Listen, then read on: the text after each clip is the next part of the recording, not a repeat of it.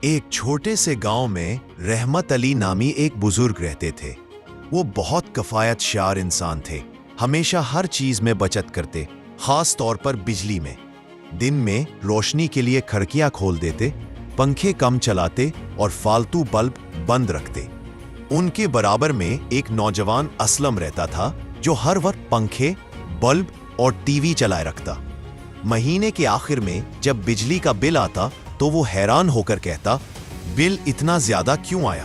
ایک دن اسلم نے رحمت علی سے پوچھا، بابا جی، آپ کا بجلی کا بل تو بہت کم آتا ہے، کیا آپ کوئی خاص ترکیب استعمال کرتے ہیں؟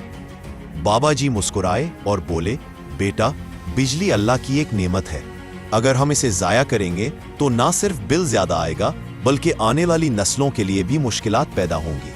بچت صرف پیسے کی نہیں، وسائل کی بھی کرنی چاہیے۔ اسلم نے ان کی بات دل سے لگا لی۔ اس دن کے بعد اس نے بھی بجلی کی بچت شروع کر دی۔ اگلے مہینے جب بل آیا، وہ خوشی سے بابا جی کے پاس دوڑا آیا، بابا جی، اب سمجھ آیا کہ سمجھداری سے استعمال کرنے میں ہی برکت ہے۔ نعمتوں کی قدر کریں، بجلی کی بچت کریں تاکہ ماحول اور جیب دونوں محفوظ رہیں۔